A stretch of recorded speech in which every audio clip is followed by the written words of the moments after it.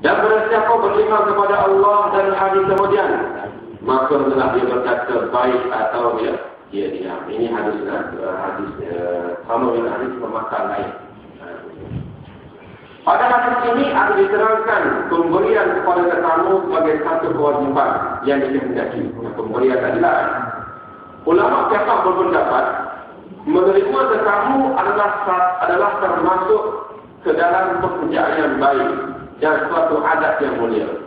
Dan pemberian itu meliputi apa yang diperlukan dari makan, minumnya dan penginapannya yang memberi kelapangan kepadanya selama sehari semalam sekurang-kurangnya dan 3 hari sebanyak-banyaknya.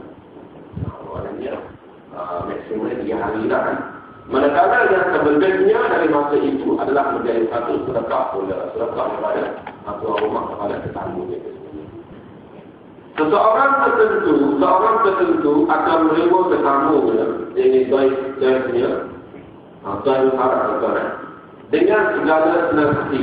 Kerana penerimaan serta layanannya yang sesuai adalah menjadi kewajipannya. Manakala seseorang tetamu tentu pula berfikir dan bertimbang rasa atas tanggungan orang yang akan menerimanya serta berikhtiar supaya janganlah sampai menyusahkannya. Pandai dah. Jangan duduk sampai menyusahkan tuan rumah tu. Tuan rumah nak pergi kerja seperti contohnya. Duduk-duduk itu malayan. Jadi orang pandai lah. Jangan kita nanti bertimbang setelah kita ada semalam tapi kalau kita pergi mengharap tuan-tuan, saya pernah pengalaman di kampung jauh kereta tiga kali tukar kereta jauh tu lah kampung dulu mana itu bulan puasa pergi bulan puasa terus semalam orang pergi bulan puasa masalah nanti jauh lah bayar waktu lepas bulan maghrib kita duduk makan lagi. Ya Allah Robi, apa ni? Ni yang kopi makan lagi. Yang layak dulu, kita masuk sini. Layak makan lagi. Patut makan lagi. Malam itu pun dulu makan lagi. Ya, ada sedang. Yang seko tu lah. Seko. Itik. Kan saya mula pakai apa? Itik kaya. Dari itik. Dia makan sedang. Makan. Malam berapa orang kata makan lagi. Makan balik pula. Bagi lagi. Aku makan lagi. Negara tu bagi mana pun cukup apa melayan tetamu dia. Tapi dia datang dia lebih bagus dia tahu dia sedikit. Kata orang itu bila tahu betul. Pagi ada tahu waktu sudah buka rumah ni pula itu dia sudah rumah itu rumah Allah. Maka semua dia melayan tetamu. Adalah pengalaman masjid. Seorang yang berkewajipan memuliakan tetamunya akan menunaikan kewajipannya itu belum pada yang tidak menyusahkannya. Jangan pernah menyusahkannya. Tak pernah kau makan pizza, tiba-tiba tak datang beli pizza. Anak kau benih, ini apa rokok ni biasa kalau makan pizza apa contohnya. Malam ni pizza tak payah. Makan yang biasa. Karena ada riwayat yang menyatakan larangan mengenai memberatkan tanggungan kepada tetamu. Kerana tetamu. Dan ada pula keterangan dari ulama yang menjelaskan bahawa kalau seseorang tetamu mengetahui bahawa jamuan yang akan diterima adalah dari orang yang sempit kehidupan sehingga jamuan itu adalah dari makanan mereka dan anak-anak mereka, maka tidaklah harus ia menjadi tetamu kepada mereka itu. Saya tahu dia miskin atau kebetulan ini makanan yang untuk anak dia. Tiba-tiba kita pergi orang itu nak dimakan pula. Maka dia tidaklah harus dia menjadi tetamu kepada mereka itu. Kerana ada pula hadis mengatakan bahawa tiada halal seseorang mendiami di sisi seseorang yang lain hingga memusahkannya. Kita kena faham, tengoklah sikit.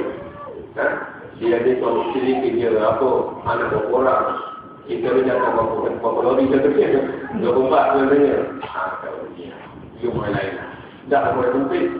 Muflek kata kan, bila 3 kita datang ada anak kita 5 orang contohnya. Saya. minum air teh, habis. Satu saya ingat, bukan nak minum air, kalau tak pergi muharram. Kalau kita pergi rumah dia, kerja sampai saja, dia angkat air gas, FSC ke kolam kat dekat. Ruangnya 30 juga. Ngesin dari itu, ada lagi makanan semua. Mungkin ada nasi ke, datang lagi dapur dia punya roti, tak ada lagi. Kalau kita datang di rumah dia, awal-awal kita datang tengok air, syai. Air sama-sama. Lepas menyair, lebih banyak. Itu dibaca itu faham. Kalau kita mengaji, kalau dia ada, itu macam dia. Kalau pergi, kalau kau bawa botol, ni ayat-ayat apa, titik godek saya pada kita punya, kita tahu dah. Kalau pergi saja air teh, dan air teh awal lagi, kalau dia cakap lebih banyak.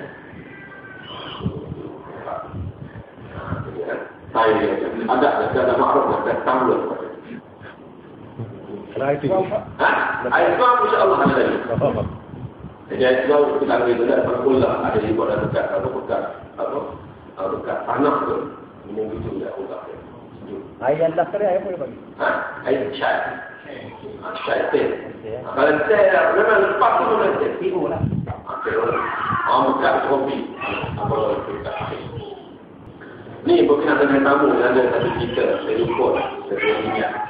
Di mana ada satu keluarga ni, dia terima tetamu. Dan dia ni dalam keadaan makan tak ada. Okey, so dia tetamu bagi dia dalam 3 orang tu.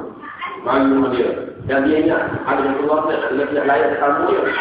Makanan ni kita ada roti 3 roti sebenarnya.